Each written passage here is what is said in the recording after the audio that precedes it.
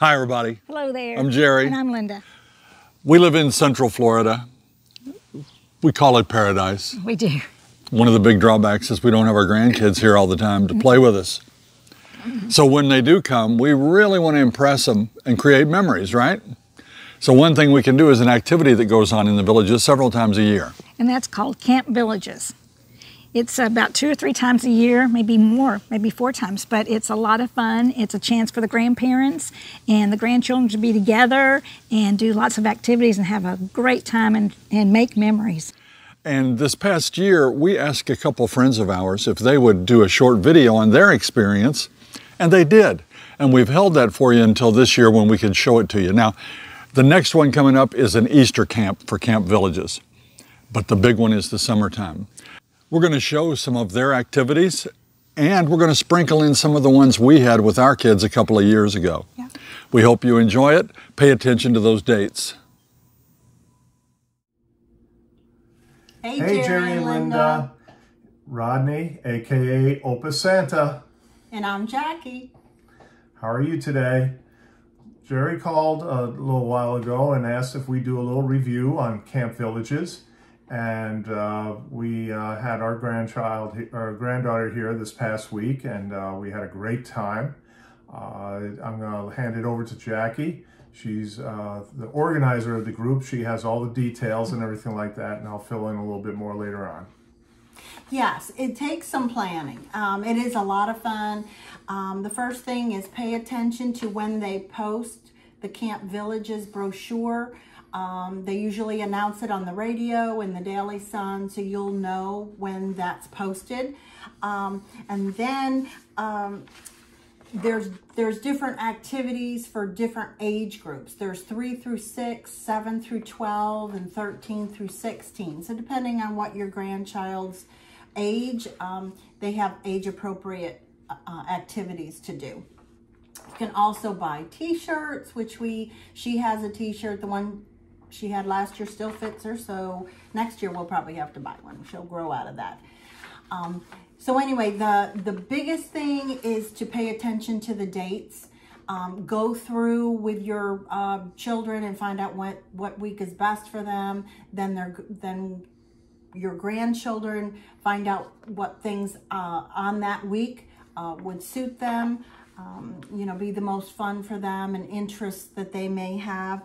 We did outdoor games, soccer, cupcake decorating, bug camp, scavenger hunt, which was a lot of fun. But the planning also, last year we couldn't get into the scavenger hunt. We apparently, we were there early, but we just didn't get in. So that's why I leave it up to him to get there that day at 8:30 at the Recreation Center at Hacienda, and he registered for the things that we wanted. We also put second choices just in case the first one was taken. We went to the second choice. And there's a nominal fee, anywhere from $5 to $15. The bug camp was $12, but she received a little net and a little bug viewer, which she loved, and so forth. And Rodney will talk about that in just a minute. And then the magic show was excellent. That was, I believe, $12 also, and that was per ticket. And you could get as many tickets. Each one of you needed a ticket for that. And so that was very good.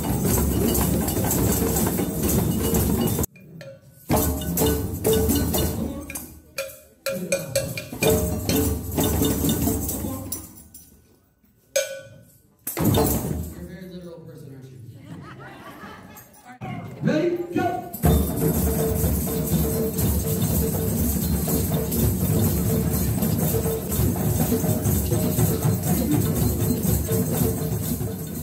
Like Jackie was mentioning, there is a nominal fee that is per camper. Like she said, with the magic show was per ticket. We also did some things during Easter break. They had a Camp Villages camp during Easter break, and we did a decorative sun catcher that we made there, and her mom hangs it by her window. Now the outdoor games and everything like that, they are very good at keeping track of the temperature and things like that, because summers do get hot here. If it gets too hot, they'll stop. They have a lot of water breaks during the camp. So they're very cognizant of what is going on as far as with the children and everything like that. They try and keep them safe. This is a great day. We're getting ready to go to Camp Villages. This is my partner today, and we're gonna have a great time.